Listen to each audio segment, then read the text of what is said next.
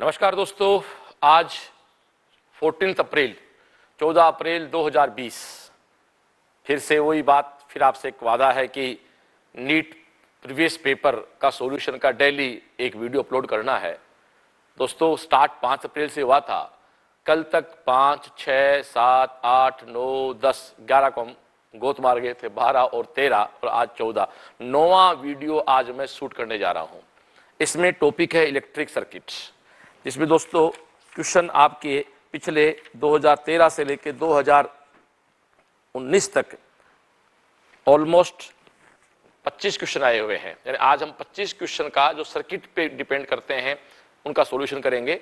ध्यान देना, हमने क्या किया, मैं रोज कन्वे कर रहा हूं कि 2013 से 2019 तक के सारे नीट के प्रीवियस पेपर के क्वेश्चंस को टॉपिक वाइज रीसेट किया। टॉपिक वाइज रीसेट करते हमें उस टॉपिक का वेटेज पता लग गया और क्वेश्चन जब एक साथ आए तो पता लगा वही लॉजिक आसपास घूम के और कहीं एग्जाम में आते हैं। ठीक है ना। तो आज हमारा 9वां लेक्चर लोड होने जा रहा है, 9वां क्लास हमारी लोड होने जा रही है। ठीक है डियर, तो बात शुरू करें। तो आपका इलेक्ट्रिक सर्किट पे हम बात शुरू कर रहे हैं। तो आज क्वेश्चन नंबर है 203। ठीक है डियर, तो 203 हमारा क्वेश्चन नंबर है। 202 के क्वेश्चन आपको अपलोड हो चुके हैं। आ जाओ जी, पहले क्वेश्चन पढ़े आप लोग, पढ़ लिया?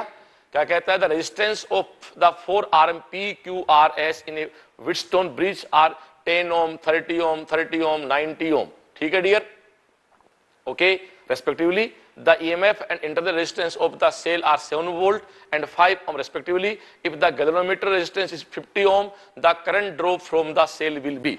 दोस्तों व्हीटस्टोन ब्रिज का सिंपल क्वेश्चन है। ठीक है डियर, तो व्हीटस्टोन ब्रिज की बात हम करें तो व्हीटस्टोन ब्रिज की बात आप देख लें तो व्हीटस्टोन ब्रिज बना दो। सबसे पहले लो जी, आप इसमें एक रेजिस्टेंस यहाँ होता है, एक यहाँ है, एक डियर यहाँ है, एक यहाँ है, और आप जानते हो ये कोई सेल लगा हुआ है, इस सेल का कोई रेजिस्टेंस है। ये दोस्तों लगा हुआ आपका गैल्वेनोमीटर, आप जानते हो डियर, यहाँ से करंट स्टार्ट होगी, फिर करंट इधर जाएगी, फिर करंट इधर होगी, ये करंट, ये करंट और ये करंट, और ये इसका ई है, ये आप इसका स्मॉल एयर मान लो। ये एक सर्किट बन गया। अब अगला साफ साफ कहता है कि यहाँ कितना है 10 ओम, यहाँ कितना है 30 ओम, यहाँ कितना है 30 ओम, यहाँ कितना है 90 ओम। प्लीज सारे ओम है, ठीक है ना। लो देखते पता लग रहा ब्रिज बैलेंस है। हाँ देखते, एग्जाम क्वेश्चन है यार, मैं ऐसे कोई बुढ़ा नहीं रहे बच्चे आपको कि इतना आसान क्वेश्चन करा कि आपको लग रहा है कि यार तो बहुत इजी क्वेश्चन है। इजी नहीं है भैया, एग्जाम बहुत इजी है। दोस्तों ये ब्रिज है और ब्रिज की बैलेंस कंडीशन पूरी क्लास जानती है। P/Q = R/S। P मतलब 10/30 = 9/30, 1/3, 1/3। ब्रिज आपका बैलेंस है। याद करो ब्रिज बैलेंस होता है तो आप जानते हैं दोस्तों इधर कोई करंट फ्लो नहीं होती है। तो जैसे इधर कोई करंट फ्लो नहीं होगी तो इस सर्किट को अपन अब ऐसे बना सकते हैं। वैसे आप इतना मेरे हिसाब से सर्किट को लेके आपको दिक्कत नहीं होनी चाहिए। तो ये आपका 10, ये आपका 30, ये आपका 30 ये है ना, थोड़ा मैंने बोर्ड दिख रहा दिक्कत इसमें 90। और दोस्तों ई की वैल्यू क्या है भैया हमारी, ध्यान दे, ई की वैल्यू है 7 वोल्ट, उसका रेजिस्टेंस कितना है भाई 5, तो 7 वोल्ट और 5 ओम। ओके डियर, अब आप देखो 10 और 30, 10 और 30 सीरीज में है। ठीक है डियर, 30 और 90 सीरीज में है, तो 10 और 30 क्या हो गया 40, और 30 और 90 क्या 120। आप जानते हो कि दो रेजिस्टेंस पैरेलल कॉम्बिनेशन में होते हैं तो फॉर्मूला क्या होता है, R1 × R1/R1 + R2। अब ये मत पूछना कैसे आया, इतना तो कॉमन सेंस की बात है यार। तो आप इसको गुणा भाग करो, तो आप देखो लो पूरा गुणा कर दूं आपके लिए। ये 40 × 120 / 40 + 120 क्या हुआ 160। ये तेरा 4, ये तेरा 3, ये तेरा आंसर क्या आ गया 3 ओम, 30 ओम। 30 ओम में दोस्तों 5 ओम ये जोड़ दो, 35 ohm. V = IR। Okay dear, V = IR, I = V/R। V बोले तो 7, V बोले तो 7, R बोले तो 35 है। ये डियर 7/35 तेरा आंसर आ गया। अब 7/35 को क्वेश्चन नहीं है, कोई दिक्कत नहीं डियर, आप ऐसा करें 7/35 में आप डिवाइड करेंगे तो आंसर क्या आएगा 0.2। तो दोस्तों आपके साथ आंसर आ गया 0.2 एम्पियर। एक बात सुनो तसल्ली से, व्हीटस्टोन ब्रिज का बेस्ट क्वेश्चन है व्हीटस्टोन ब्रिज बैलेंस है। एक बात सुन लेना, मेडिकल में कभी भी अनबैलेंस व्हीटस्टोन ब्रिज नहीं आता है, क्योंकि जैसे ब्रिज अनबैलेंस होता है याद करो स्टार डेल्टा थ्योरम लग जाती है, और स्टार डेल्टा की थ्योरम मेडिकल में सिलेबस भी नहीं है पढ़ाने को, तो पूरी साल को कुछ ही पढ़ाया क्या फर्क पड़ता है भाई, पढ़ो ना, इंजीनियरिंग किताब पढ़ना शुरू कर दो, मना करता भैया, आपकी इच्छा, एग्जाम तो वहां से आती नहीं है। तो डियर ये आपके सामने एक पूरा सेटअप हो गया, ठीक, क्लियर, ओके, थैंक यू। हाँ डियर, क्वेश्चन नंबर 204, ये भी वही सर्किट है, तो सेल के क्वेश्चन आएंगे भी। वो कहता था internal resistance of a 2.1 volt cell which gives a current of 0.2 ampere through resistance of 10 ohm. देखो डियर, जैसे अगला कहता है ना, आप वैसे वैसे उसका सर्किट बनाओ भाई। इसमें जब तक यदि आप पेन हाथ से नहीं चलाओगे ना, तो भाई कुछ नहीं होने वाला। देखो सीधी सी बात ये पड़ी है, फिजिक्स में मजाक लगता बिना कोई पेन पढ़ाई करना। अगला साहब कहता है एक सेल है तो ई की वैल्यू मैं कलर चेंज करके वैल्यू पुट कर देता हूं। दोस्तों ये वैल्यू कितनी है, 2.1 वोल्ट। अगला कहता करंट कितनी है डियर, 0.2 एम्पियर। और अगला स्पष्ट कहता है 10 ओम का बाह्य आर इक्वल टू क्या है, 10 ओम। तो फाइंड आउट क्या करना है, आर। ये ले यार, आर की वैल्यू पुट करनी है।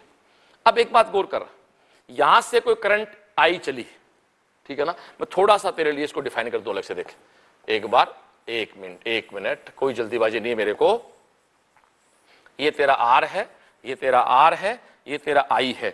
आई करंट चलेगा तो इसके टर्मिनल्स पे एक वी पैदा होगा, वो क्या होगा, आई आर। इसके टर्मिनल्स पे क्या पैदा होगा, आई मल्टीप्लाई स्मॉल आर। वो किससे खड़ा होगा, ई से। आप जानते हो किरचॉफ का नियम किसको शो करता है, एनर्जी कंजर्वेशन। सेकंड लो, एनर्जी कंजर्वेट होती है। Energy can't create, can't destroy, energy change only और फॉर्म। एनर्जी केवल अपना फॉर्म चेंज करती है दोस्तों।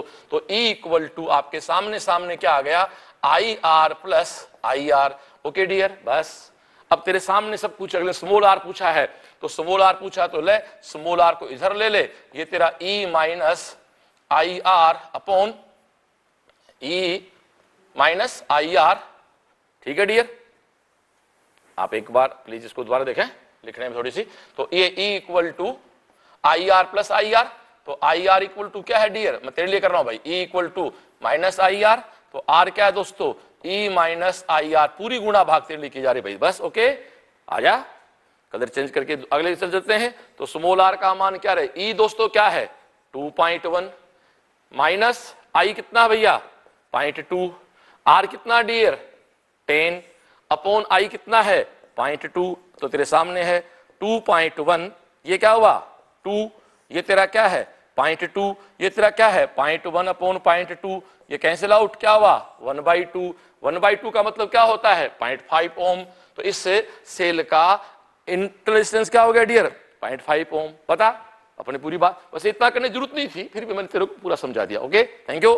हाँ डियर, क्वेश्चन नंबर 205, ये भाई साहब इस टॉपिक का एक बिल्कुल बहुत अच्छा क्वेश्चन है। मतलब ये सेट क्वेश्चन है कि किसी वायर को खींच के उसकी लंबाई n गुना कर दो तो उसका रेजिस्टेंस n स्क्वायर गुना बढ़ जाता है। फिर सुन ले, किसी वायर को खींचकर स्ट्रेच कर यदि लंबाई को, लेंथ को n टाइम इंक्रीज कर देते हैं तो उसका रेजिस्टेंस n स्क्वायर टाइम बढ़ जाता है। ये ऐसा क्वेश्चन है। चलो इस क्वेश्चन को पढ़ता हूं, फिर इसका मूल जो कॉन्सेप्ट आपको समझा देता हूं। साहब कहता है a wire of resistance 4 ohm is stretched to twice its original length, यानी n का मान क्या है यहाँ पर 2, आपने खींच की लंबाई को दुगुना कर दिया। तो resistance of stretched wire would be, दोस्तों मैं साफ कहा, इसका रेजिस्टेंस n स्क्वायर गुना बढ़ता है, पहले 4 है, 4 गुना n स्क्वायर, n का मान 2 है, इसका आंसर 16 ओम आ गया, कोई बात ही नहीं, तो कोई मुद्दा ही नहीं है। फिर सुन लो, ये जब भी किसी तार को खींचकर स्ट्रेच करके यदि लेंथ को n गुना इंक्रीज कर दिया जाए तो उसका रेजिस्टेंस n स्क्वायर गुना बढ़ जाता है। समाचार समाप्त। अभी कैसे आया सुनो। देखो दोस्तों, माना कि ये पहले कोई वायर है, ठीक है, तो इसका कोई पदार्थ है, इसका कोई वॉल्यूम है, इसकी कोई डेंसिटी है। अब यदि इसको मैं खींचूं, सेकंड कंडीशन, इसको मैं खींचूंगा तो बड़ी कॉमन सेंस की बात है कि तार लंबा होगा पतला भी होगा। ध्यान देना यार, खींच के किया ना, वही तार है भाई, तार को चेंज नहीं किया है। तो आप देखो इस तार का फिर कोई M होगा, फिर कोई D होगा, फिर कोई V होगा, लेकिन दोस्तों तार को खींचने से ना इसका मास चेंज हुआ, ठीक है डियर, ना इसकी डेंसिटी चेंज हुई। तो जब ना मास चेंज है ना डेंसिटी चेंज है तो वॉल्यूम चेंज भी नहीं होगा। क्यों नहीं होगा, आप खुद देखो यार, D इक्वल टू क्या होता है m अपॉन v। जब m कांस्टेंट, d कांस्टेंट, तो v अपने आप कांस्टेंट, d कांस्टेंट क्यों? कि वायर को खींचा है आपने, वायर का पदार्थ थोड़ा ही बदला है, उसका थोड़ा आपने मटेरियल बदला है, तो मटेरियल नहीं बदला तो डेंसिटी नहीं बदली, मास नहीं बदला। तो जब 3 डेटा में 2 डेटा कांस्टेंट हैं तो बेटू थर्ड डेटा अपने आप कांस्टेंट हो जाता है। तो यहां तक एक कॉन्सेप्ट आ गया कि वॉल्यूम क्या होगा, दोनों कंडीशन में कांस्टेंट होगा। ओके, अब मैं इसका सोल्व करता हूं। माना कि यहां इस रेजिस्टेंस इसका R1 है, लंबाई L1 है और एरिया A1 है। ओके, और यहां इसका रेजिस्टेंस R2 हो गया, लंबाई L2 होगी और एरिया A2 हो गया। ओके, तो यहां अपन इक्वेशन बनाए इसकी, तो R1 equal to rho L1 upon A1, अपन जानते हैं R equal to L upon A, ठीक है डियर। और R2 क्या बनेगा, रो L2 अपॉन A2। देखो मैंने रो के पीछे 1 2 नहीं लगाया, रो स्पेसिफिक रेजिस्टिविटी जो डिपेंड करती है मटेरियल के नेचर पे, मटेरियल नहीं बदला, वो नहीं बदलेगी। अब वही अपना तरीका, वही तरीका है, जो बदलता उसके पीछे 1 2 लगाओ, समीकरण 1 में समीकरण 2 का भाग टिकाओ। हेलो, जो वेरिएबल है उसके 1 2 डिफाइन करो और 1 को 2 से डिवाइड कर दो। अब मैं 1 को 2 से, 1 को 2 से, 2 को 1 से डिवाइड की बात है, तो R2 upon R1 equal to क्या आएगा, ध्यान से क्लास से, L2 upon L1 multiply A1 upon A2, हाँ या ना। R2 upon R1 equal to L2 upon L1 multiply A2 upon A1।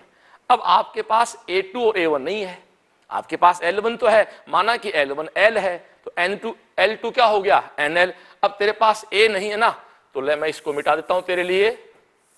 और डियर आप देखें, आपने कहा वॉल्यूम कांस्टेंट है, तो वॉल्यूम क्या होता है, AL, तो इसका मतलब है A1L1 इक्वल टू A2L2, बोल हाँ या ना। A1L1 equal to A2L2। तेरे को क्या चाहिए है, A1 अपॉन A2 चाहिए, तो what is A1 upon A2, L2 upon L1, बोल हाँ या ना। ले भैया इसका कलर चेंज कर ले, सिस्टमेटिक है। ये तेरे सामने क्या आ गया, A1 by A2 equal to L2 by L1, ठीक है। बस तो आजा, हम क्या पढ़ाया तेरे को, हमने अब तक पढ़ाया R2 upon R1 equal to L2 upon L1 multiply A1 by A2, कोई दिक्कत नहीं। अब तू इस A1 बाई A2 को रिप्लेस कर दे, तो क्या बना, बोरा देख क्या बन गया, L2 अपॉन L1, तो तेरा क्या बन गया रे, L2 अपॉन L1 का होल स्क्वायर बन गया ना, बन गया। चल डियर आगे चल, अब आगे तू चलेगा तो माना तेरा फॉर्मूला बन गया R2 upon R1 equal to L2 upon L1, माना कि L1 L है और L2 क्या है, NL है, आप खुद कह रहे हो।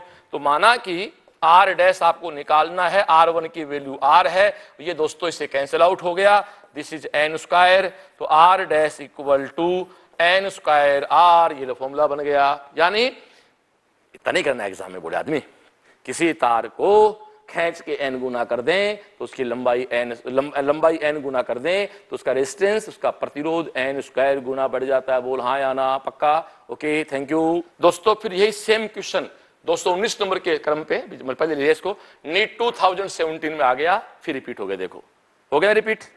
ये क्वेश्चन रिपीट होता है एग्जाम में। वो क्वेश्चन है कि किसी वायर का रेजिस्टेंस R है, इस तार को पिघला, एक ही बात है, पिघलाने से पतला हो गया, खींच के बात ये क्या, पिघला के लंबा कर दिया, बस खींच के मूल तार को n गुना कर दिया, तो नए तार का प्रतिरोध क्या हो गया, n स्क्वायर R, बोलो हाँ या ना। तो दोस्तों आंसर क्या हो गया इसका 2। Okay thank you. हाँ डियर, क्वेश्चन नंबर 206 आ जाओ। क्या कहता है ये, आप पढ़ो, पढ़ो, बहुत इजी क्वेश्चन है, कुछ नहीं करना इसमें, सिंपल सा प्रश्न है। Two cities are 150 kilometer apart. Electric power is sent from one city to another city through copper wire. The follow potential per kilometer 8 volt and average resistance per kilometer is 0.5 ohm. The power loss in the wire is, देखो एक इस city से इस city तक, ए city से B city तक, ये बालो कि आपकी लाइट आ रही है, वायर आती है ना, एक से दूसरी आती है। ये डिस्टेंस अगला खुद कह रहा है क्या है, 150 किलोमीटर, ठीक है। तू जानता है कि करंट ए से बी जाती है, तो करंट कहने की बात ही नहीं है, हमेशा हाई वोल्टेज से कहां तक जाएगी, लो वोल्टेज तक जाएगी। करंट जा रही है तो हाई वोल्टेज से लो वोल्टेज है, तो कोई ना कोई यहां वोल्टेज का डिफरेंस है। अगला स्पष्ट कहता है, यार देख ध्यान से देख क्लास है, पोटेंशियल पर किलोमीटर 8 वोल्ट, हर 1 किलोमीटर के बाद 8 वोल्ट का पोटेंशियल ड्रॉप हो जाता है, पोटेंशियल कम हो जाता है। तो दोस्तों हकीकत में देखा जाए तो VA माइनस VB जो है वो 150 गुना 8, ये हो गया 1200 वोल्ट। यानी A से B तक जाते जाते 1200 वोल्ट का पोटेंशियल का ड्रॉप हो गया। यूं कह सकते हैं A और B के बीच का पोटेंशियल डिफरेंस, जिसको आप विभवांतर कह सकते हो, वोल्टेज ड्रॉप कह सकते हो, विभव पतन कह सकते हो, ये 1200 वोल्ट है। अगला देखो A से B का वायर का रेजिस्टेंस क्या है, तो अगला साफ कह रहा है कि एवरेज रेजिस्टेंस पर किलोमीटर 0.5 ओम। तो 1 किलोमीटर का कितना रेजिस्टेंस है, 0.5।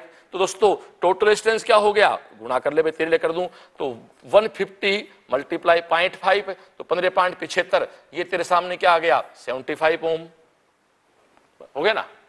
तो 75 ओम तो A से B का रेजिस्टेंस है, और 1200 वोल्ट दोस्तों A से B के ऊपर वोल्टेज का डिफरेंस है। बस तो आप इसकी करंट निकाल लो। तो आप जानते हो V इक्वल टू क्या होगा, IR। I इक्वल टू क्या होता है, V अपॉन R। V कितना है 1200, R कितना दोस्तों 75। कोई दिक्कत नहीं, अपने इसको एक बार ऐसे छोड़ ले, आप कहो तो आप इसको लोग 15 से डिवाइड कर लो, तो ये 15 पॉइंट क्या होता है 75, 15 अंठा 120, ये दोस्तों तेरा 16 आ गया, कर दूं 16 पंजो 80। तो करंट कितना चल रही है 16 एम्पियर, यानी यहां से वहां जाने में 16 एम्पियर करंट फ्लो हो रही है। बस अब वो कहता है कि पावर लॉस क्या है, तो पावर लॉस दोस्तों कहीं भी निकालना हो तो पावर लॉस हमेशा क्या होता है, P equal to I square R. I बोले तो 16, आई बोले तो 16, आर बोले तो डियर 75, आई बोले तो 16, 16 का स्क्वायर मल्टीप्लाई क्या हो गया 75। ठीक है भाई, इसको अपना मल्टीप्लाई करते हैं तो जो आंसर आएगा वही इसका आंसर होगा। तो लो अपना मल्टीप्लाई करते हैं, क्लास को रोकें एक बार। तो डियर आपके सामने P equal to I square R, 16 multiply 75 कितना आ गया 19,200। इस पर ऐसा आंसर नहीं दिया, किलो में चेंज किया है, तो 19.2 किलोवाट तेरा आंसर आ गया। देखो ये 19.2 वाट है। ये अब ये कंपटीशन है, एक बार एग्जाम आदमी जल्दी में इसको ऐसे कर देता है।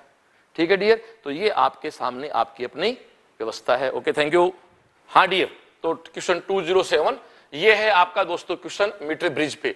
दोस्तों अभी मैंने आज सारे क्वेश्चन निकाले सुबह, तो मीटर ब्रिज पे, व्हीटस्टोन ब्रिज पे और पोटेंशियोमीटर पे, जिसको इंस्ट्रूमेंट कहते हैं भैया, इनमें से 40% क्वेश्चन आते हैं साल एग्जाम में। मतलब इस टॉपिक के इलेक्ट्रिक सर्किट के मान लो कि 4 क्वेश्चन आएंगे ना, तो 1 से 1.5 क्वेश्चन एवरेज यहां से बन जाता है। इसलिए प्लीज बहुत इंपॉर्टेंट है। देखो प्रश्न क्या कहता है कि किसी मीटर ब्रिज की 2 भुजाएं 5 ओम और 8 ओम है, आर के पैरेलल कोई एक आर ओम लगा दिया जाए तो नया बैलेंस लंबाई 1.6 L1 है। तो प्रतिरोध देखो दोस्तों ये आपका एक सिस्टम है, ये 5 है, ये बैलेंस L1 पे है, ये बैलेंस है तो यहाँ को करंट जाएगी नहीं, ये आर ओम है तो 100 माइनस L1 हो गया। एक बात पहले सुन लेना, R equal to rho L upon A. आपने एक बार इंस्ट्रूमेंट ले लिया तो आप वायर चेंज नहीं कर सकते, तो रो चेंज नहीं होगा, ए चेंज नहीं होगा, क्योंकि एल चेंज हुआ है। तो आप एल बोलो चाहे आर बोलो, मतलब लेंथ और रेजिस्टेंस का रेशियो एक ही रहेगा, क्यों हम यहाँ रेशियो निकालते हैं P upon Q equal to R upon S। तो रेशियो में रो और एल कैंसिल आउट हो जाते हैं। तो कहने का आप सीधा मतलब है आर डायरेक्टली प्रोपोर्शनल एल के रूप में अपना काम ले रहे हैं। तो जहां एल है, मैं यहां लिखूंगा थोड़ी देर बाद, अभी P upon Q equal to R by S, मैं लिखूंगा 5 upon L1 equal to R upon 100 minus L1। तो आप कहोगे सर आप तो P upon Q equal to, आप तो रेजिस्टेंस की बात कर, लेंथ भैया बोल रहा, R और लेंथ की बात होती है। गोट इट, ये पहली कंडीशन है, मिटा दो इसको मैं। अब इसमें सेकंड कंडीशन क्या क्रिएट कर देता है, यदि मैं इस R के पैरेलल कोई रेजिस्टेंस लगा दूं R, तो जानता R और R क्या हो जाएगा R/2। ओके, तो दोस्तों 5 तो 5 रहेगा, 5 के साथ बैलेंस कौन है 1.6 L1, और ये R तेरा क्या बन गया रहे R/2, सीधा कर दूं R/2, और ये डिस्टेंस 100 माइनस, यार क्या दिक्कत है 100 माइनस 1.6 L1, ये ले भाई, ये तेरे सामने 2 इक्वेशन आ गई। इसको कंप्लीट सॉल्यूशन किया मैंने, भी करता हूं पूरा। L1 की वैल्यू आएगी इस पे 25 सेंटीमीटर, उस L1 की वैल्यू को लाके R में पुट करेंगे तो R का आंसर आएगा 15 ओम। जब पूरा करते हैं, आलस मत कर, लेकिन यहां तक समझ दो एक बार, आप इसको समझो दोस्तों। क्वेश्चन पे आओ, आप इसको समझो। P upon Q equal to R upon S। लेकिन क्यों रिप्लेस बाय L1? रेजिस्टेंस को L1 में क्यों लिया? क्योंकि R L के डायरेक्टली प्रोपोर्शनल है। ओके डियर, अब इसको हम आगे ले चलते हैं, अगला पेज बनाए भाई। तो अब आप देखें दोस्तों, ये आपके सामने दो कंडीशन है और इन दोनों को मैं सोल्व करूं तो मेरी फर्स्ट इक्वेशन बनती है R L1 equal to 500 minus L1, equation 1। उस पे चल तो देखो वो तेरा क्या है, R L1 1.6, तो 1.6 R L1, 5 और 2 10 हो गया। ये तेरा क्या है 100 माइनस 1.6 L1। डियर थोड़ा सा सीधा कर दूं, आपस काटोगे ये इससे कैंसिल आउट हो जाएगा, ये इससे 2 से कैंसिल आउट हो जाएगा, इसको मल्टीप्लाई कर ले, किया भाई मैंने।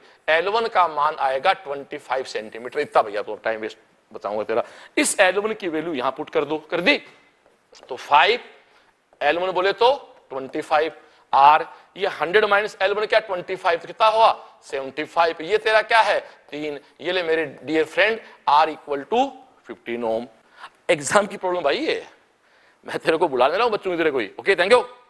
हाँ तो डियर ये आपका क्वेश्चन नंबर है 208, ये क्वेश्चन है पोटेंशियोमीटर का। और एक बात ध्यान सुन लो, पोटेंशियोमीटर की हेल्प से जब भी किसी सेल का इंटरनल रेजिस्टेंस फाइंड आउट करना होता है तो वहां हमेशा दो बैलेंस लेंथ आती है, एक आती है इनफाइनाइट के लिए, एक आती है किसी रेजिस्टेंस के लिए। क्यों? एक बार उस सेल पे R इक्वल टू इनफाइनाइट प्रतिरोध जोड़ के उसको एक तरह से ओपन सर्किट करना होता है, ठीक है। उसकी सहायता से तो क्या होता है, E फाइंड आउट होता है। देखो ओपन सर्किट होता है ना, उसको E कह देते हैं, क्लोज होते ही याद है V कहलाता है। ओपन सर्किट में E होता है, क्लोज होते ही वो V हो जाता है, याद करो V equal to E minus IR। अब इसमें डेरिवेशन तो टीचर क्लास में कराते ही हैं, मैं सीधा पॉइंट पे आता हूं, प्लीज पेज खाली करें। जब भी ऐसी प्रॉब्लम आती है तो इसका मास्टर फॉर्मूला एक L1 minus L2 upon L2 multiply R। Please गांठ बांध ले इसको। अब देख, अब L1 इसमें दो लेंथ है, बुद्धि लगाई मत है, एक लंबाई ज्यादा एक लंबाई कम है, बड़ी लंबाई पहले आएगी। तू कैसा, हमें क्या पता, अरे भैया R कभी नेगेटिव नहीं हो सकता ना, ऐसी सी बात है यार, बस हो गया। तो L कितना है तेरे क्वेश्चन में 3 माइनस 2.85 अपॉन 2.85, R का मान क्या है 9.5। बस तू कहे तो मैं तेरे लिए पूरा मल्टीप्लाई कर दूं, 3 में से 2.85 जाएगा 0.15, 2.85 और दिस इज दोस्तों 95। ये पॉइंट इससे दोस्तों आप कैंसिल आउट कर दो, आप इसको नीचे 10 ले लो तो 1595 अपॉन 2850। इसको दोस्तों हमने अभी कैलकुलेट किया है, इसका एग्जैक्ट कैलकुलेशन आता है 0.5 ओम। आप चेक करके देख लें, इसकी वैल्यू है 0.5 ओम। ये इस सेल का इंटरनल रेजिस्टेंस। फिर सुन लो, ये मास्टर चाबी है भैया, हर चीज कानून से नहीं होती है। जब भी किसी पोटेंशियोमीटर की हेल्प से इंटरनल रेजिस्टेंस निकालना हो किसी सेल का तो L1 minus L2 upon L2 multiply R। अब आपको साहब L1 L2 दो लेंथ है, बड़ी कौन सी, बड़ी माइनस छोटी। अब आपको साहब हमें क्या पता है बड़ी, तो डियर यदि आप छोटी यहां लिख देते हो, स्मॉल यहां लिख देते हो तो डियर ये बड़ी ये छोटी हो जाती है तो माइनस आ जाता है। आप जानते हो R माइनस में नहीं होता, कुछ एग्जाम की ट्रिक्स होती हैं। Okay thank you. ठीक है दोस्तों, तो आपका आंसर क्या हो गया 0.5। फिर से कहता हूं ये स्टैंडर्ड प्रॉब्लम है, ऐसे ही करनी है इसको। ओके थैंक यू दोस्तों। क्वेश्चन नंबर 209, ये फिर इंस्ट्रूमेंट पे आ गया, कौन सा, गैल्वेनोमीटर से एमीटर। चलो मैं थोड़ी की बात कर रहा हूं, गैल्वेनोमीटर से एमीटर कैसे बनता है और गैल्वेनोमीटर से वोल्टमीटर कैसे बनता है। तो आप ध्यान सुनो, गैल्वेनोमीटर से एमीटर बनाना हो तो उसके पैरेलल में एक स्मॉल रेजिस्टेंस जोड़ दो, जिसको अपन सेंट भी कह सकते हैं। यानी गैल्वेनोमीटर से एमीटर बनाना हो तो उसके समानांतर क्रम में एक निम्न प्रतिरोध जोड़ दो। यदि गैल्वेनोमीटर से आपको वोल्टमीटर बनाना है तो उसके सीरीज में एक हाई रेजिस्टेंस जोड़ दो। ये दोस्तों एक इसका सेटअप है। लो अपन थ्योरी पे, इस क्वेश्चन पे जाने से पहले इसकी थ्योरी की बात करते हैं। तो सुनिए सर, पेज खाली करें प्लीज, आ जाओ। लो मैं आपको बता देता हूं। देखो डियर ऐसा होता है, लो आप थोड़ा देख लो यार, क्वेश्चन बाद में जाएंगे। ये गैल्वेनोमीटर है, यदि मुझे इससे एमीटर बनाना है तो मैं इसके पैरेलल क्रम में एक S जोड़ दूंगा। इसका रेजिस्टेंस आप क्या मान लो, G मान लो। देखो दोस्तों, यहां से माना करंट कोई I, तो इधर करंट क्या जाएगी IG, तो इधर क्या करंट होगी I माइनस IG। बस अब तू जानता है G और S ये दोनों कौन से क्रम में है, पैरेलल। तो पैरेलल क्रम में तेरे पता कौन सेम होता है, वोल्टेज डिफरेंस, विभवांतर सेम होता है। तो ऊपर का विभवांतर क्या है, G मल्टीप्लाई IG और this is I minus IG multiply S। बोल हाँ या ना, G resistance of galvanometer, S resistance of shunt, I current, I G current galvanometer बनने वाली करंट। अब आपको एस निकालना हो इसका, तो एस की वैल्यू क्या होगी, I G upon I minus I G multiply G. दोस्तों नॉर्मली क्वेश्चन में क्या होता है कि वो इतना पूछता है कि एमीटर को बनाना है, गैल्वेनोमीटर से एमीटर बनाना है, तो शंट की वैल्यू फाइंड आउट करो। तो शंट की वैल्यू का अक्सर लड़के फॉर्मूला याद करके छोड़ देते हैं, S equal to I G upon I minus I G multiply G. दोस्तों ये नहीं है, मूल कहानी ये है, मूल कहानी ये है, ये आपको पता होना चाहिए कि यहां का आई गुणा आर, यहां का आई गुणा आई, मतलब यहां का करंट मल्टीप्लाई रेजिस्टेंस, यहां का करंट मल्टीप्लाई रेजिस्टेंस इक्वल होना चाहिए डियर। ये आपके सामने आ गया। अब लो मैं जब बात छिड़ गई तो आगे चले, तो मैं अब आ जाता हूं गैल्वेनोमीटर से वोल्टमीटर कैसे बनाए। तो ये आपका कोई गैल्वेनोमीटर है, तो इसके सीरीज में कोई हाई रेजिस्टेंस जोड़ दो। ओके डियर, यहां माना कि आपकी कोई V वोल्ट की बैटरी जुड़ी हुई है, यहां आपकी करंट वही IG होगी। अब यहां IG दोनों सेम होगी, इसकी वैल्यू G है, इसकी वैल्यू R है, तो इसके सिरों पे दोस्तों एक VG क्रिएट होगा। वो कितना क्रिएट होगा, IG गुणा R। ठीक है, इसके टर्मिनल्स पे फिर एक VR क्रिएट होगा, वो कितना होगा, सॉरी ये गलत कर दिया, IG गुणा G, और ये क्या होगा, IG गुणा R। ओके डियर, बस एक V सप्लाई दी, एक हिस्सा यहां वोल्टेज ड्रॉप हो गया, एक हिस्सा वहां ड्रॉप हो गया। किरचॉफ का नियम क्या कहता है, V equal to V1 plus V2। Okay dear, तो व्हाट इज V, तो V equal to IG multiply G, IG multiply R। और ऐसे न्यूमेरिकल्स में मोस्टली हमसे R पूछता अगला, तो R को निकालना हो तो R इक्वल टू, दोस्तों इसको इधर लेके जाओ तो आपके सामने सामने ये R आपका इधर जाएगा। तो ये आप अच्छे से देखें, इस R को तो इधर रख लो आप लोग, है ना, ये R इधर रहेगा, तो ये V माइनस IG, पूरा कर लेते हैं भाई, IG R equal to V minus IG multiply G।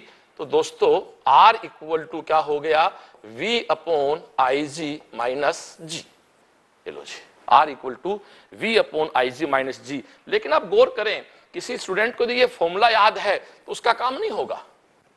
आपको ये पता होना चाहिए V equal to V1 plus V2।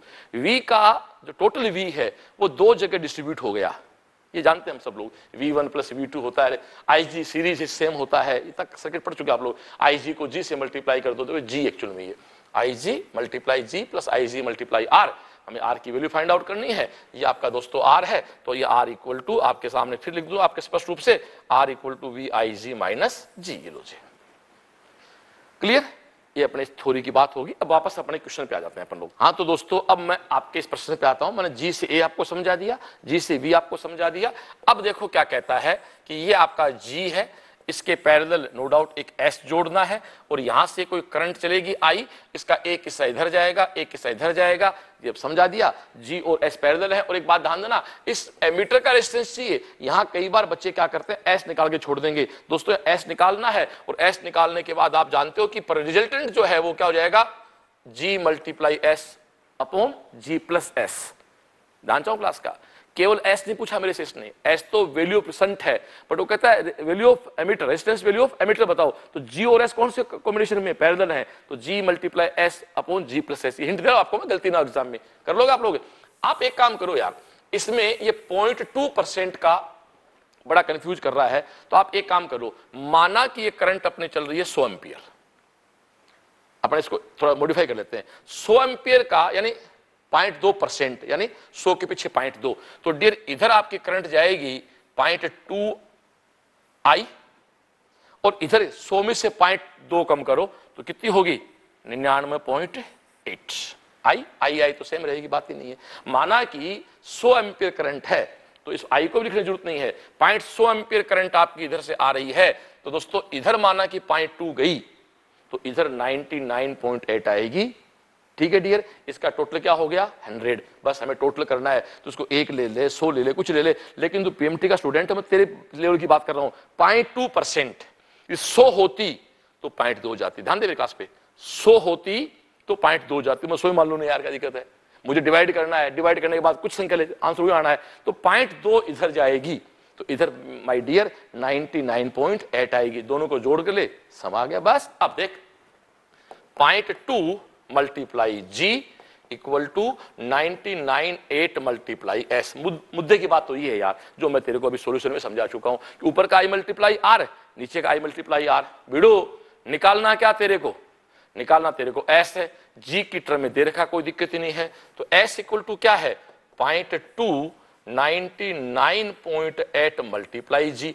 इसको इससे कैंसिल आउट कर दे तो s इक्वल टू डिवाइड कर दे, 998 को अपन 2 से डिवाइड करते हैं तो 1000 तो क्या होता है 500, 2 कम कर दे 499, तो ये 499 तेरा क्या आ गया g। तो s की वैल्यू आ गई दोस्तों g/499। बस क्लियर।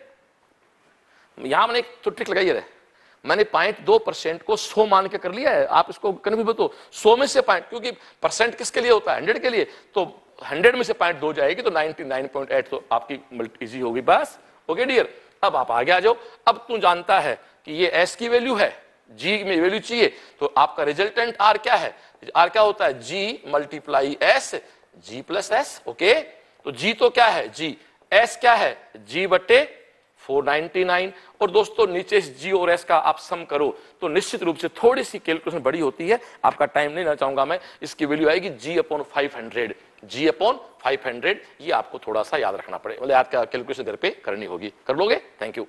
हाँ dear, question number 210 number question आप पढ़ लो, उसके बाद मैं एक थ्योरी बताऊंगा। पहले आप क्या कहता है, A B C are voltmeters of resistance R 1.5 R 3 R respectively as shown in the figure. When some potential difference is applied between xy, the voltmeter reading of VA, VB, VC respectively। तो साफ दिख रहा है मेरे को, तो उत्तर तीनों के बराबर है यार, VA equal to VB equal to VC। Hindi पढ़ लो क्या कहता है, इसमें 3 वोल्टमीटर ABC हैं जिनके रेजिस्टेंस क्रम से R 1.5 R 3 R हैं। x और y के बीच का कुल विभवांतर आरोपित करने से इन वोल्टमीटर का पाठ्यांक VA, VB, VC आता है। ठीक है, मैं डियर इस क्वेश्चन को पढ़ाने से पहले सर्किट का एक मेरे पास बहुत अच्छी चीज मानता हूं मैं, जिसको पढ़ा के मुझे बहुत संतुष्टि होती है, मैं उस पर बात करना चाहता हूं। आ जाओ पेज खाली करें भाई। देखो डियर, एक शब्द है विभव, एक है विभवांतर, एक है पोटेंशियल, एक है पोटेंशियल डिफरेंस। पोटेंशियल डिफरेंस कहो चाहे पोटेंशियल ड्रॉप कहो, इसका मतलब एक ही होता है। आप मेरे साथ हो जाएं ध्यान से। डियर एक बात कहता हूं लोग आपसे, ये एक सर्किट है, ये पॉइंट आपका A है, ये पॉइंट आपका B है। इसके टर्मिनल्स पे मैंने यहां एक वोल्टमीटर लगाया जिसकी रीडिंग दोस्तों माना कि 10 वोल्ट है। इसका मतलब क्या है, मैं शायद सर्किट का एक बेस्ट, जो मुझे अपना बेस्ट लगता है देने जा रहा हूं आपको।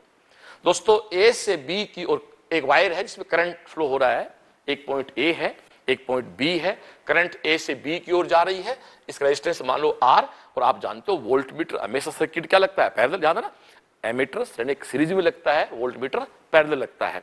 अब यदि इस वोल्टमीटर को पैरेलल लगाता हूं और उसकी रीडिंग 10 वोल्ट आती है, इसका मतलब क्या है कि ये जो आपका A पॉइंट, इसको मान लो A पॉइंट A की बात है, ये आपका A पॉइंट और ये आपका B पॉइंट है, यानी A और B पॉइंट के बीच का पोटेंशियल डिफरेंस 10 है।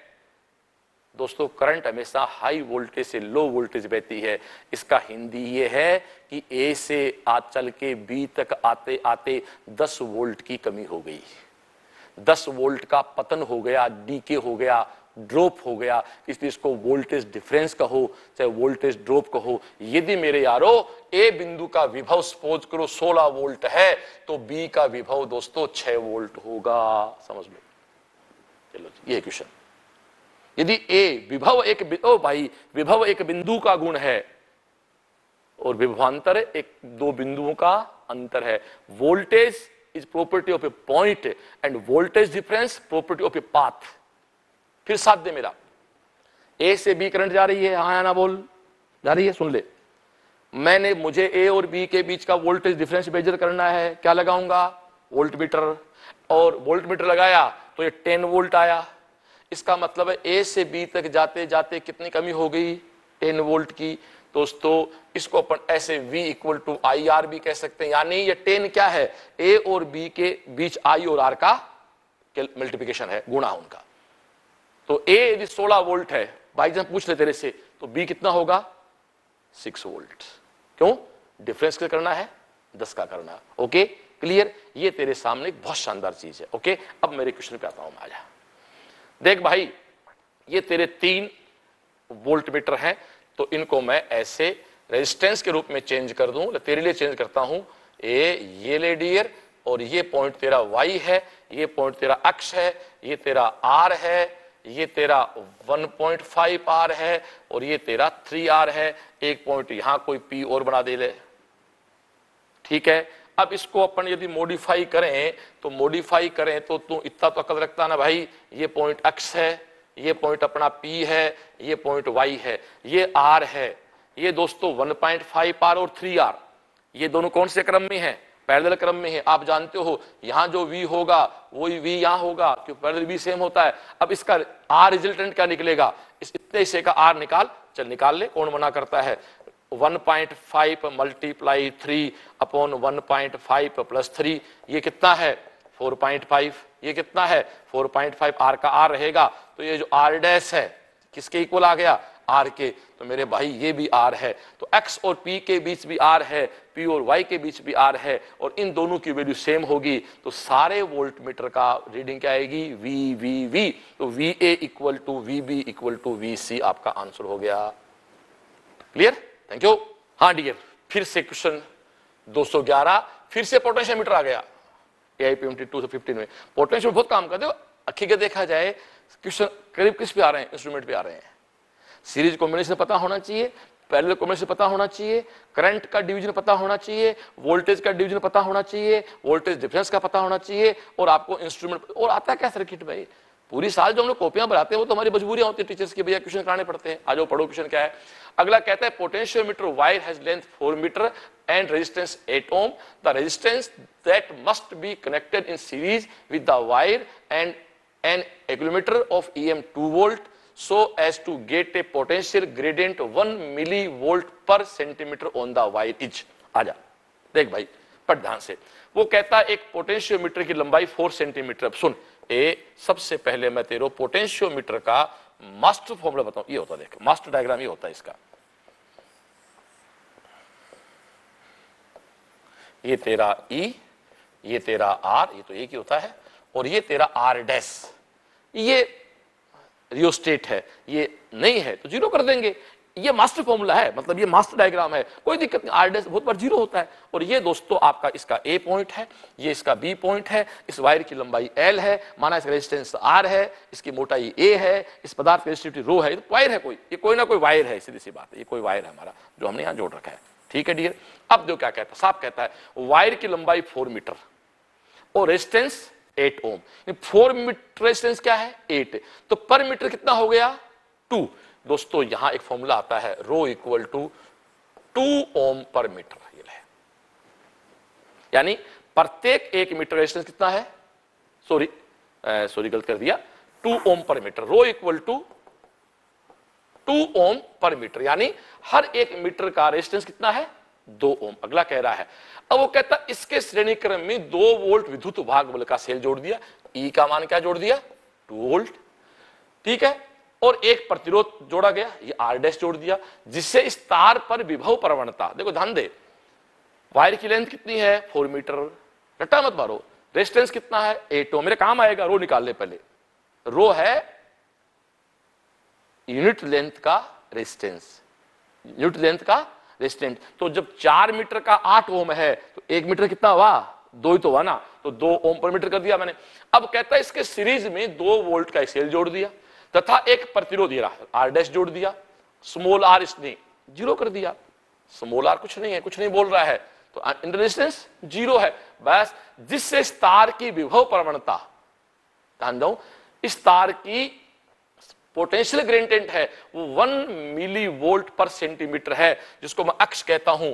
अक्ष 1 मिली वोल्ट पर सेंटीमीटर है। ओ भाई चेंज कर रहा है, मिली का मतलब होता है 10 की पावर -3 वोल्ट, और सेंटीमीटर का होता है 10 टू पावर -2 मीटर। तो इसको मैं मॉडिफाई करूं तो देख, ये तेरा हो जाएगा 0.1। बोल हाँ या ना? 0.1 वोल्ट पर मीटर। बहुत बड़ा पॉइंट है दोस्तों, स्पष्ट कहता है अगला, x equal to 1 millivolt per centimetre. तो ऊपर का ऊपर चेंज कर दो, नीचे का नीचे चेंज कर दो। ध्यान दे, तू पीएमटी का बच्चा है, ऊपर मिली को ऊपर कन्वर्ट कर दे, सेंटीमीटर को मीटर में कन्वर्ट कर दे, 10 टू पावर, ये तेरा क्या बच गया? 0.1 बच गया। ओके बस। अब मैं जानता हूं भाई साहब x इक्वल टू होता है आई रो,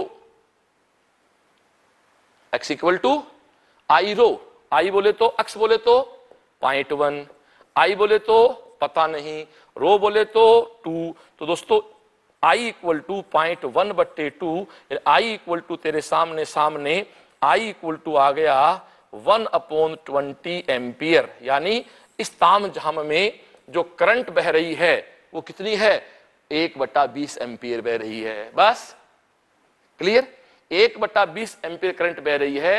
तो कहता है इस आर की वैल्यू निकालो। आजा भैया निकाल, तेरे लिए कर रहा हूं। अब तू खुद कह रहा है यहां जो ई है उसका एक सिरा कहां खर्च होगा, इस पर खर्च होगा।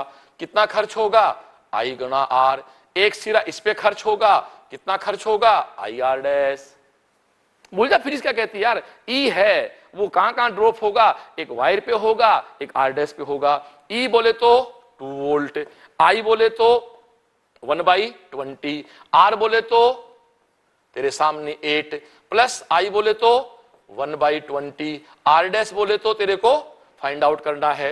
मैं थोड़ा सा तेरे लिए और इजी कर दूं, एक काम कर, इस 1/20 को तू बाहर निकाल ले। ये तेरा क्या बचा, 8 प्लस आर डैश। ये क्या हो गया 40 equal to 8 plus R dash, तो R dash equal to 40 minus 8। Answer क्या आ गया 32 ओम। भाई साहब किताब क्या कहते मुझे मतलब नहीं, आपका आंसर आ गया 32 ओम। ओके थैंक यू दोस्तों। Question number 212 NEET 2016। देखो फिर पोटेंशियोमीटर आ गया। देखो ध्यान सुनो, पोटेंशियोमीटर केवल 1.5 घंटे क्लास होती है, जब टीचर पढ़ाता है 1.5 घंटे में एक क्वेश्चन बन जाता है। नीट में 35 क्वेश्चन तो रिपीट होते हैं भाई। 10 क्वेश्चन के चक्कर में आप कोचिंग करते हो, देखो घर की बात ही है। मैं कहता 10 आपको नहीं करने, 35 को 4 से गुणा करो ना डियर, तो भी 140 क्वेश्चन मार्क्स आते हैं, जो नीट में बहुत कम बच्चों के आते हैं। फिजिक्स नीट में उसी को नहीं आती है जिसको पढ़ना नहीं आता है। फिजिक्स नीट की बहुत आसान है, इसलिए कई बार टीचिंग में जो टीचर एग्जाम पढ़ाते ओरिएंटेड, उनको लगता है बच्चे को ये प्रॉपर नहीं पढ़ा रहे हैं, तो लेकिन एग्जाम में आपके सामने कुछ नहीं आ रहा। देखो आप, इसलिए मैं कहता हूं पेपर दोस्तों फिक्स एनसीईआरटी से आना होता है। ये पोटेंशियोमीटर पढ़ लिया ढंग से एनसीईआरटी एक बार, कुछ करना ही नहीं है, ये तो मास्टर फॉर्मूला है। सुनो क्या कहता है, देखो लो ये क्या कहता है। A potentiometer wire is 100 centimeter long and a constant potential difference is maintained across it. Two cells are connected in series, first to support one another and then opposite direction. The balance point are obtained 50 centimeter and 10 centimeter from the positive end of the wire. In the two cases, the ratio of the EMF. कुछ नहीं कहता भाई, तो क्या कह रहा है, ए page खाली कर। देखो डियर, ये कह रहा है कि ये आपका कोई एक पोटेंशियोमीटर लो, पूरी बात करेंगे पर ऐसे नहीं, आलस नहीं करेंगे भाई। ये तेरा आर डैश है, ये वेरिएबल होता है, ये आर है, ये तेरा ई है। ये आर डैश 0 भी हो सकता है, नहीं।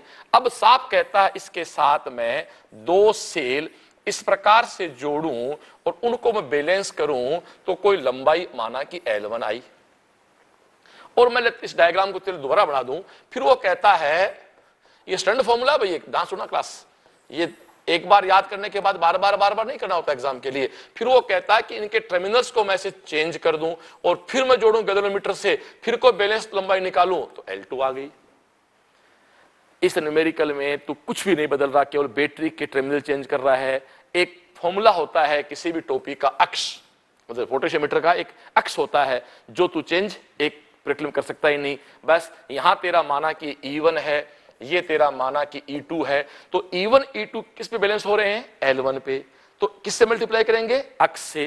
तो आजा यार, कितना सिंपल है, E1 plus E2 equal to कौन है रे, अक्ष L1। वहां तेरा E1 का तूने टर्मिनल चेंज कर दिए तो तू जानता है डिफरेंस हो जाएगा। तो दूसरा क्या बन जाएगा, E1 minus E2 equal to क्या होगा रे, अक्ष L2। बता कोई दिक्कत भाई, ये तो क्वेश्चन था। बैटरी जुड़ी हुई है सीरीज में, ये सीरीज कहलाता है। एक के टर्मिनल चेंज कर दिए, अपोजिट हो गई, तो E1 प्लस E2 कहां बैलेंस हो रहा है, L1 पर। उल्टा करते कहां बैलेंस होगा, L2 पे। एक्स तो चेंज कर सकता नहीं, तो डियर एक को 2 से डिवाइड कर दो, तो ये ले तेरे सामने E1 plus E2 upon E1 minus E2 upon L1 by L2।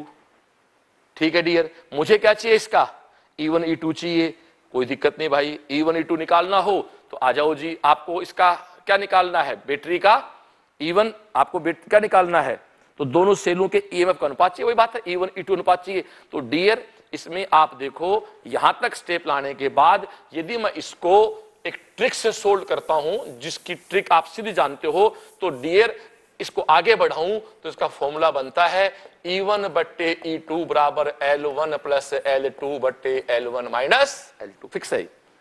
तो देख क्वेश्चन में चल, क्वेश्चन में एक लेंथ क्या है 50, एक क्या है 10, बस वापस आगे चलो। तो दोस्तों सीधा सीधा है 50 प्लस 10 अपॉन 50 माइनस 10, 60 अपॉन 40, ये ले मेरे डियर रेशियो आ गया 3:2, रेशियो आ गया 3:2, ये ले रेशियो आ गया 3:2, आंसर थर्ड हो गया 212 में। ठीक है डियर, बहुत सिंपल क्वेश्चन है। Okay thank you. हाँ डियर, क्वेश्चन नंबर 213। भाई इस प्रश्न को करने में लोग अपने अपने तरीके लगाते हैं, किरचॉफ का नियम से करते हैं, कुछ ट्रिक से करते हैं। तो मैं इतनी बात जानता हूं, आप एक बात जानते हो दोस्तों कि कोई भी सेल है, सेल में धारा प्लस से बाहर निकल के माइनस में घुसती है, तो ये सेल की भांति काम करता है। लेकिन यदि आप जानते हो कि करंट की डायरेक्शन ऐसे हो गई, तो फिर ये सेल नहीं है, ये एक रेजिस्टेंस की भांति हो गया, क्योंकि ये सेल चार्ज हो रहा है। ये डिस्चार्जिंग कहलाता है, ये सेल का चार्जिंग कहलाता है। गांठ मान ले इस बात को। धारा हमेशा प्लस से माइनस में घुसती है, तो यूं धारा करंट की डायरेक्शन है, तब तो सेल है, करंट दे रहा है, करंट दे रहा है, इसका मतलब समय के साथ डिस्चार्ज हो रहा है। लेकिन यदि करंट प्लस में इंटर कर रही है, इसका मतलब सेल नहीं रहा। यानी अब आपकी जो बैटरी है ना, वो कहां लगाई हुई है, चार्जिंग में लगाई हुई है। अब लगाते नहीं क्या अपने मोबाइल को लगाया चार्जर पे, अरे आप सुनो ना यार, मोबाइल हमें करंट देता है, पर हम उसको लगाते हैं चार्जर पे, तब मोबाइल की बैटरी क्या काम करती है, बैटरी की तरह काम करती है ना, तब वो एक रेजिस्टेंस की भांति चार्ज होती है। बस ये ध्यान रखो, बस हो गया ना। बस यही इस क्वेश्चन की सुंदरता है। आ जाओ, देखो डियर आपके सामने है, consider the junction diode as ideal. Ideal का मतलब है कि ये बिल्कुल फॉरवर्ड बायस के अंदर काम करेगा कंप्लीट, और रिवर्स बायस में टोटली ऑफ कर देगा ये। The value of current flowing current AB, AB में कितना करंट बह रहा है, देख भाई तो खुद कह रहा है कि करंट ये तेरा +4 वोल्ट है, ये -6 वोल्ट है। मैं तेरे को पढ़ा चुका, तू 4 से -6 पे जा रहा है। तो दोस्तों इस टर्मिनल पे जो आपकी सप्लाई है वो ऐसे है 10 वोल्ट की, और करंट तेरे सामने सामने इधर से ये बह रही है करंट, कोई दिक्कत नहीं। ठीक, अब ये तेरा डायोड है वो आइडियल है। आइडियल जब फॉरवर्ड बायसिंग में होता है तो R 0 होता है, तो सारा का सारा वोल्टेज किसके टर्मिनल्स पे आ जाएगा, रेजिस्टेंस पे आ जाएगा, इस पे आ जाएगा ना, बोल डियर। तो V = IR, तो तेरे को क्या चाहिए I, V upon R, V बोले तो 10, R बोले तो 10 की पावर 3, 1 किलो है ना, तो 10 की पावर 3 का मतलब दोस्तों ये अपने कह सकते हैं कि 10/1000, तो 10/1000 का मतलब 1/100, अब 1/100 का मतलब 10⁻⁻² एम्पियर। तो दोस्तों आंसर आ गया फर्स्ट। Okay thank you. अब क्वेश्चन नंबर 214, जो रियल लॉजिक बताया था मैंने वो मेरा यहां काम आ रहा है। तेरे सामने है कि the potential difference VA VB between the points A and B in given figure. दोस्तों साफ कहता है A और B के बीच का पोटेंशियल डिफरेंस बताओ। आपको पता करंट इधर जा रही है, तो यहां कोई एक एक्स्ट्रा V लगा हुआ है, ये देख समझने की कोशिश कर, ये कोई V है तेरा, तब करंट। अब इस सेल में करंट इंटर कर रही है, तो सेल में करंट इंटर कर रही है तो सेल नहीं है। तो किरचॉफ का एक फंडा काम आता ना, करंट की डायरेक्शन में चलते हैं तो नेगेटिव होता है, क्योंकि करंट हमेशा हाई वोल्टेज से लो वोल्टेज जा रहा है, तो करंट की डायरेक्शन में चलने का मतलब वोल्टेज में कमी हो रही है। बोलो हाँ या ना, करंट हाई वोल्टेज से लो वोल्टेज आ रहा है, तो करंट की डायरेक्शन में चलने का मतलब आप हाई वोल्टेज से लो वोल्टेज आ रहे हो, हाई से लो का मतलब नेगेटिव। बस अपना काम हो गया डियर। तो तेरे सामने इस पे कितना पैदा हुआ, 2 और 2, ठीक है डियर। ये तेरा कितना है -4, ये तेरा कितना होगा -3, ये तेरा कितना होगा -2, कोई दिक्कत नहीं। तो VA - VB, ध्यान दे क्लास, VA माइनस VB जो है वो तेरे सामने सामने लिखा हुआ है, VA बड़ा है VB छोटा है, तो मैं इसको मेरी डेफिनेशन लिखता हूं VA माइनस VB, यानी यहां से आते आते 4 3 7 2 नो की कमी हो गई, माइनस कोई इश्यू नहीं होता है,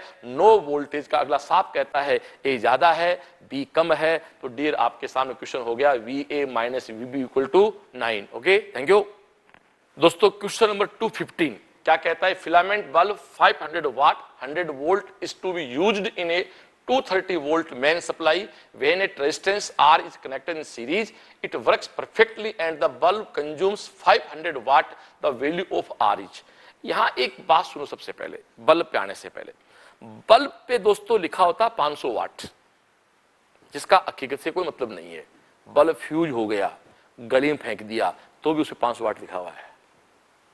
500 वाट या उसके ऊपर लिखा हुआ है 100 वोल्ट, ये बल्ब की रेटिंग है, यानी यहां तक अधिकतम ये इंस्ट्रूमेंट काम कर सकता है। अब वहां तक ये काम कर रहा है या नहीं कर रहा है उस पर डिपेंड करेगा रियल पावर कंजप्शन। तो जैसे आपके घर में 500 वाट का बल्ब है, लाइट डिम बोलते हैं ना, लो वोल्टेज लाइट आ गई तो उससे रोशनी कम नहीं आती है क्या, उस लाइट कम हो जाती है, तो वहां कंजप्शन 500 वाट का नहीं है फिर। और मेरा सिंपल एग्जांपल है, आपका बल्ब फ्यूज हो गया, गली में फेंक दिया आपने, अब भी क्या लिखा हुआ उस पे 500 वाट, तो क्या 500 वाट लाइट दे रहा आपको? यानी ये कह रहा है कि रेटिंग का मतलब ये है कि मैक्सिमम ऐसा कर सकता है, इससे ज्यादा करेगा तो आपका कहता है फ्यूज हो जाएगा ये। तो इसका हकीकत से संबंध नहीं है, हकीकत संबंध तो उस करंट से होता है जो करंट सर्किट में फ्लो होता है। बस इसमें P इक्वल टू एक फॉर्मूला होगा VI, एक होता P equal to V square upon R, एक होता P equal to I square R। तो दोस्तों यहां I वो काम लेंगे जो बल्ब में फ्लो हो रही है, नहीं कि बल्ब की रेटिंग है। जैसे ये 500 वाट गुणा 100 वोल्ट, मतलब 500 वाट और 100 वोल्ट इस बल्ब की रेटिंग है। इस रेटिंग का मतलब तो ये है P equal to VI, P का मान 500, V का मान 100, तो दोस्तों I का मान है 5 एम्पियर। अरे 5 एम्पियर करंट बह नहीं रही है, ये 5 एम्पियर करंट तो इस बल्ब की कैपेसिटी है, यानी इतनी करंट तक ये बल्ब फ्यूज नहीं होगा, इससे ज्यादा करंट आ गई तो बल्ब फ्यूज हो जाएगा। तो आप मैक्सिमम इस बल्ब में 5 एम्पियर की करंट फ्लो करा सकते हैं, और 5 एम्पियर करंट आप फ्लो कराते हैं तब ये पूर्ण चमक रखता है। बट बहुत प्यारा क्वेश्चन कहता है दोस्तों, कहता है 500 वाट और 100 वोल्ट को 230 वोल्ट की मेन से जोड़े और इसके सीरीज में कोई R रेजिस्टेंस जोड़ते हैं ना, तब ये बल्ब पूरा चमक रहा है। तो आपको उस R की वैल्यू निकालनी है। ये बल्ब चमकेगा पूरा 500 पे, पर तब चमकेगा जब इसके साथ कोई R रेजिस्टेंस जोड़ा जाए, तब करंट कितनी बहेगी? 5 एम्पियर। ध्यान दे क्लास, 5 एम्पियर करंट बल्ब की कैपेसिटी है। I का मान 5 नहीं निकाल सकते। I का मान 5 कब होगा? जब बल्ब के साथ डियर एक R रेजिस्टेंस से जुड़ा हुआ हो। तो ले भाई मैं तेरे लिए कर दूं, ये एक बल्ब है, ये तेरा R है, और डियर ये तेरी सप्लाई है। सप्लाई कितने की है? 230 की। ध्यान चाहूं क्लास का, 100 वोल्ट तो लिखा हुआ है ना, ये सप्लाई नहीं है, ये तो इस बल्ब की रेटिंग है, कैपेसिटी है, सामर्थ्य है। ओके, 230 वोल्ट का हो गया।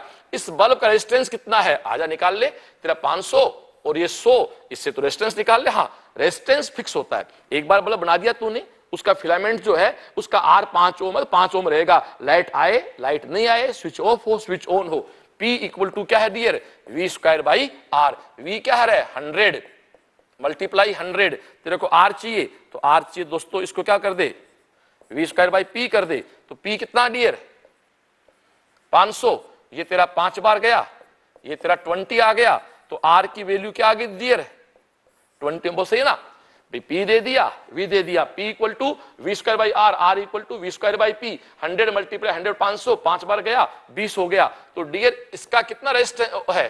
20 ओम। इसके साथ मैंने क्या जोड़ा रहा है? R। सप्लाई कितने की है? 230 की। अब वो कहता है कि बल्ब पूर्ण चमक रहा है। बल्ब पूर्ण चमकने का मतलब है बल्ब में जो करंट बह रही है वो उसकी करंट कैपेसिटी है, उसकी रेटिंग है, वो दोस्तों कितनी है? वो रेटिंग है 5 एम्पियर, यानी इस समय इसमें एक 5 एम्पियर की करंट फ्लो हो रही है। ओके डियर, बस तो P equal to I square R। ठीक है dear, P equal to I square R। या आप छोड़ो जी, ऐसा मत करो, ये कितना है? 20 ओम है, करंट कितनी है? 5 है। तो इसके टर्मिनल्स पे कितना वोल्टेज डेवलप हो गया ये कर लेना यार। ये इसके 100 डेवलप हो गया, टोटल 230 है, तो इसके टर्मिनल्स पे आ गया 130। हेलो, ये है क्वेश्चन एक्चुअल में 130 वोल्ट। भाई इसमें न्यूमेरिकल्स में ऐसे नहीं होता है कि हमारी इच्छा होती है, अपने आप क्लास आई चलती है। 20 ओम है, करंट 5 एम्पियर है, कितना कंजप्शन हुआ 100। तू जानता है यहां का जो V है वो V1 प्लस V2 होता है, तो 100 यहां चला गया, कुल कितना बच गया 130। करंट कितनी 5, वोल्टेज कितना 130। क्या चाहिए रे, आर चाहिए, निकाल ले यार। V equal to I R, R equal to V upon I. V बोले तो 130, R बोले तो I बोले तो 5, ये ले तो 5 दूनी 10, 26 ओम। आंसर आ गया ना, क्या दिक्कत है, 215 का। Okay, thank you. हाँ डियर, क्वेश्चन नंबर 216, ये थोड़ा सा एक अच्छा ट्रिकी क्वेश्चन है। ये कहता है 100 ohm resistance and a capacitor of 100 ohm reactance are connected in series across 220 volt source. आ जाओ,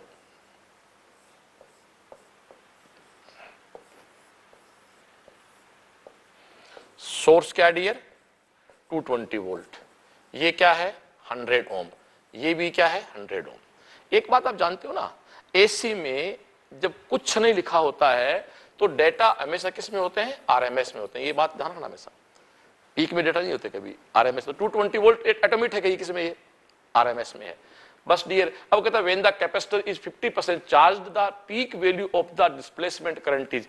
सबसे पहले एक बात सुन लो, 50% चार्ज्ड जो बात कह रहा है ना, इसका इस प्रश्न में कोई मीनिंग नहीं है, बस ये बड़ा बना रहा है। ये 50% के 60%, इसका कोई लेना देना नहीं है डियर, बस ये गांठ मान लो, बस हो गया काम। सबसे पहले आप इसका जेड निकालें, तो जेड क्या होगा आप जानते हो, आर प्लस एक्स सी का होल स्क्वायर। तो दोस्तों आर भी 100 है, एक्स भी 100 है, तो जेड की वैल्यू क्या आ गई 100 रूट 2, 100 रूट 2, ये आपका जेड आ गया। सप्लाई क्या डियर आपकी 220 वोल्ट की, किस में है, आरएमएस में है। तो मेरा फॉर्मूला क्या बनता है आप जानते हो, V RMS I RMS Z. याद रखना, वी आरएमएस में है तो आई भी आरएमएस में होता है, जेड का आरएमएस से पीक होता नहीं है। तो डियर मेरा आई आरएमएस क्या बना, V RMS upon Z. What is V RMS 220, और जेड कितना है 100 अपॉन रूट 2। देख ले, वी आई आरएमएस क्या है, वी आरएमएस क्या है 220, और तेरा आई आरएमएस क्या है 100 रूट 2। तो डियर ये तेरा आई आर एम एस जो आ गया, इसको मैं कर दूं डिवाइड, तो ये आ गया तेरे सामने सामने 2.2 अपॉन रूट 2, कहीं कोई दिक्कत नहीं। अब ये तेरा आई आर एम एस है, लेकिन मुझे क्या पूछता है, शिखर मान पूछता है, डिस्प्लेसमेंट। डिस्प्लेसमेंट का मतलब होता है पीक वैल्यू, डिस्प्लेसमेंट का मतलब क्या होता है पीक। तो अपन ऐसा करते हैं, इस आई आर एम एस को पीक में चेंज कर लेते हैं। तो अपन सब जानते हैं dear, I R M S क्या होता है, आई नोट अपॉन रूट 2। मुझे आई नोट चाहिए ना, तो आप इसको बना लो आई नोट। तो आई नोट क्या होगा, I R M S multiply root 2। तो आई आर एम एस क्या है 2.2 root 2 multiply root 2, cancel out, तो ये तेरे करंट आ गई 2.2 एम्पियर। ठीक है डियर, अब इसको पीक करंट कह दो चाहे डिस्प्लेसमेंट करंट कह दो, तो आंसर क्या आ गया दोस्तों 2.2 ampere. Okay, thank you. Next question number 217, theory question है, फिर क्या आ गया रे, पोटेंशियोमीटर आ गया है ना काम का। क्या कहता है, a potentiometer is an accurate and versatile device of back electrical measurements of EMF because the, देखो साफ कहता भाई potentiometer is a ideal voltmeter, potentiometer is a ideal voltmeter. कौन होता है आइडियल वोल्टमीटर, जिसका आर इनफाइनाइट हो, अनंत हो। याद करो दोस्तों, जब आपका पोटेंशियोमीटर बैलेंस में होता है तब उस गैल्वेनोमीटर में से कोई करंट फ्लो नहीं होती ना।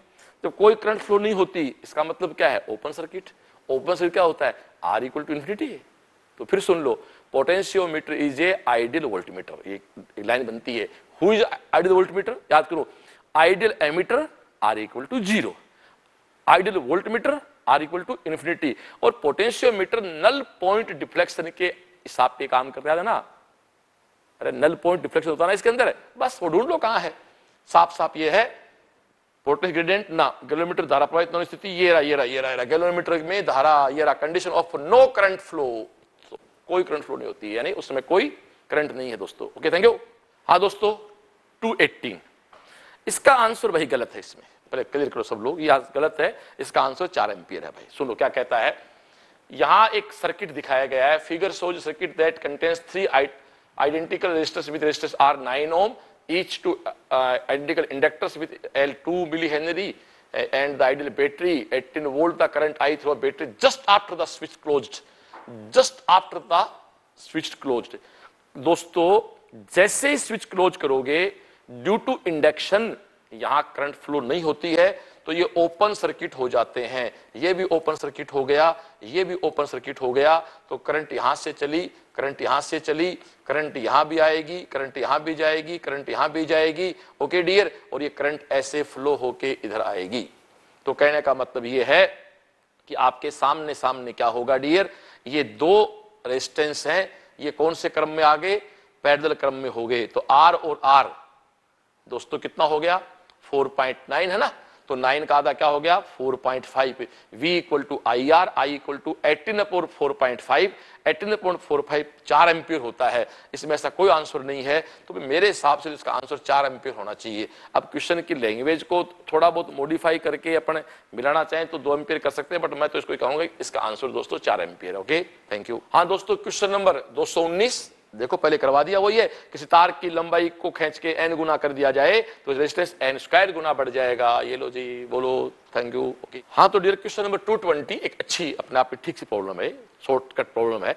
साफ कहता है कि करंट सेंसिटिविटी जो है जिसको अपन IS कहें वो है 5 डिवीजन पर मिली एम्पियर। इसमें मूल खेल ये है 5 डिवीजन, मिली को यहीं चेंज कर दो, -3 एम्पियर, कहने का मतलब है 5000 डिवीजन पर एम्पियर। बस इसमें ये सुंदरता इतनी है।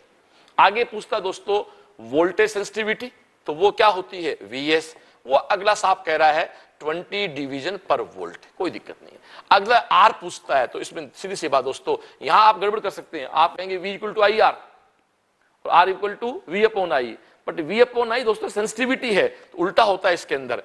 एक्चुअल में फॉर्मूला होता है V equal to I R, तो आपको लगता है R equal to V/I, but यहां ऐसा नहीं होता, यहां IS/VS होगा। IS को आप खुद देखो ना यार, नीचे है ना, तो खुद कन्वर्ट हो जाएगा। तो दोस्तों I का मान क्या है 5000, V का मान क्या है ये, तो आंसर आ गया 250 ओम। ये लीजिए, ठीक है। Okay thank you. दोस्तों क्वेश्चन 221, इस पे मैं आपसे कोई बात नहीं करना चाहता यार। ये कलर कोड है, ये कलर कोड तेरी किताब में लिखे हुए हैं, याद है बिल्कुल। बीबी रोए, very great Britain, very good wife, ये एक फंडे सब जानते हैं, इस पे कोई चर्चा नहीं करना चाहता मैं। इसका आंसर आपको पता है, सब दिया हुआ है, कलर कोड दिए हुए हैं। तो मेरी आपको भाई नहीं आता तो रिक्वेस्ट है NCERT में जाएं और 15 मिनट लगें, कलर कोड को पढ़ ले भाई, इसको बार बार लिखवाने से कोई तुक नहीं है। तो जो भी क्वेश्चन है इसका आंसर 221 का दोस्तों आंसर 3 नंबर दिया, तो इसका आंसर 3rd है, कहने की बात ही नहीं। प्लीज मैं इस पर टाइम वेस्ट नहीं करूंगा आपका। कलर कोड आप जाए NCERT में, 15 मिनट लगेंगे आपको। Okay thank you. हाँ डियर, क्वेश्चन नंबर 222 ये एक सेल पे ठीक सी प्रॉब्लम है। आप देखो क्या कहता है, ए सेट ऑफ n इक्वल resistors of value R each are connected in series to a battery of EMF E and internal resistance R. The current drawn is I. Now the n resistors are connected in parallel to the same battery. Then the current drawn from battery becomes 10I. The value of n each.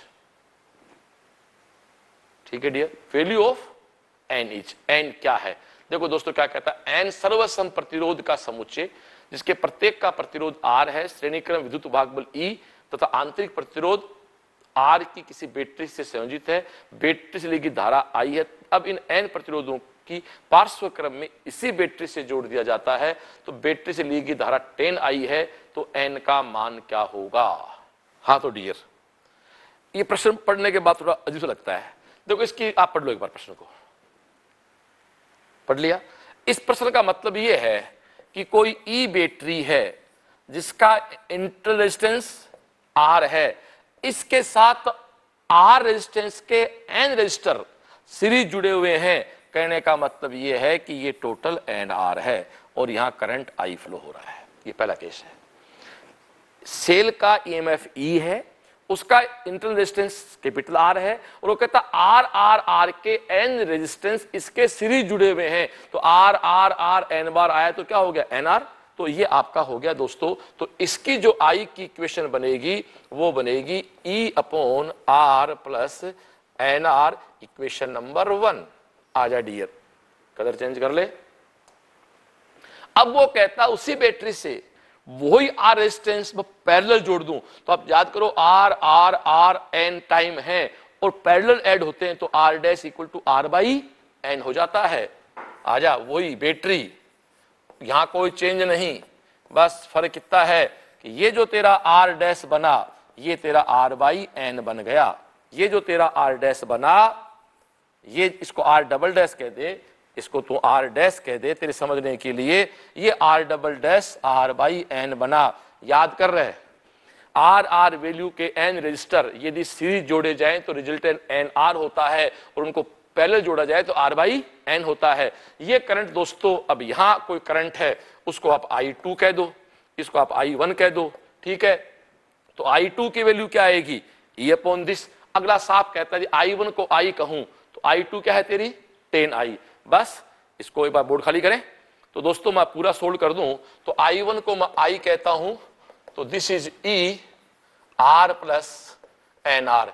I2 क्या हो गया 10I equal to E और तेरे सामने R plus R by N. ध्यान देखना ये रहा R plus R by N. दोस्तों 1 से 2 को डिवाइड कर दो, दिस इज E, तो E R plus N R multiply E, ये ऊपर जाएगा R plus R by N, cancel out कर दे, देख एन ले R plus N R upon R plus N R 1/10। पूरी बात करते हैं तो यार तेरे सामने सामने, तो ये तेरा n, ओके डियर। तो I1 बाई I2 E, तो ये n नीचे, सॉरी ये n नीचे, ये n तेरा नीचे है तो ये n इक्वल टू 10। रटा नहीं मारना भाई, n equal to 10, okay thank you, ठीक है डियर। तो आंसर क्या हो जाएगा बेटा अपना, फोर्थ आंसर हो जाएगा इसका। फिर सुनो, इसमें एक चीज काम की है, आर आर वैल्यू के एन रजिस्टर सीरीज में ऐड किए जाते हैं तो एन आर हो जाएगा रिजल्ट आर, और पैरेलल करते हो तो आर बाई एन हो जाएगा, ओके बस ये काम आया इसमें, ओके थैंक यू। दोस्तों क्वेश्चन नंबर 223, आप क्वेश्चन पढ़ लो, पढ़ लिया, मैं बताऊं क्वेश्चन क्या है।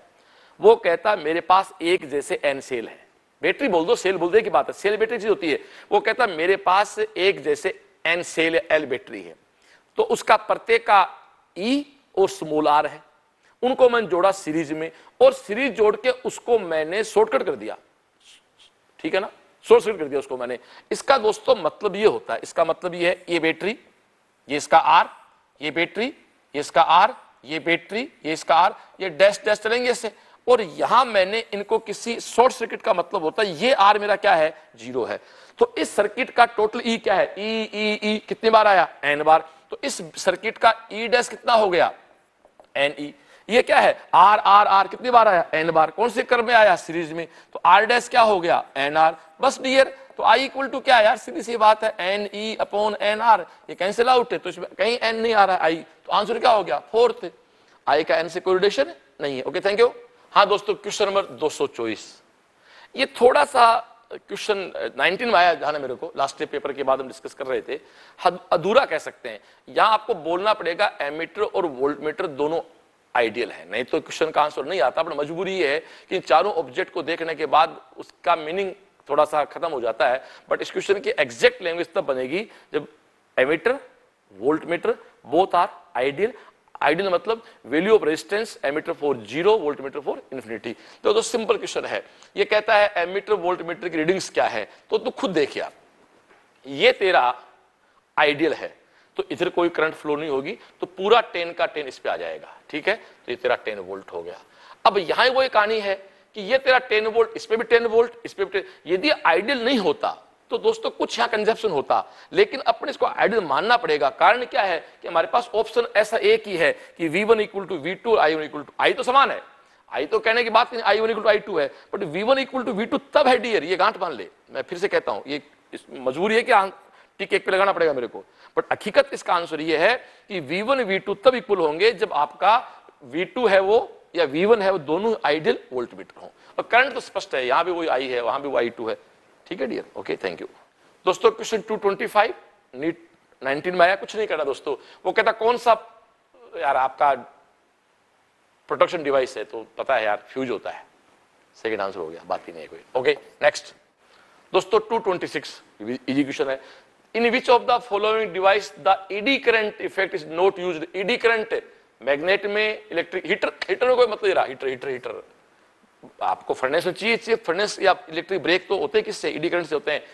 हीटर में कुछ नहीं होता है, सिंपली कॉइल होती है, there are no eddy current. Okay thank you दोस्तों। क्वेश्चन नंबर 227 आप एक बात देखो, 24, 25, 26, 27 यानी 4 क्वेश्चन नीट 2019 यहां से आए हैं और चारों गेले हैं, कोई लेवल नहीं देखा जाए तो। इसलिए दोस्तों लास्ट से कट ऑफ 580 में चली गई थी, ऐसे जाती है। इन 4 के जो 2 हार्ड कर दे, जो कट ऑफ कैसे बदलती है, यहां 4 पे 2 खतरनाक कर देते हैं ना तो 10 में कम कर दो, सीधी 570 ले आता है, ये कट ऑफ निकलती है इस तरह से।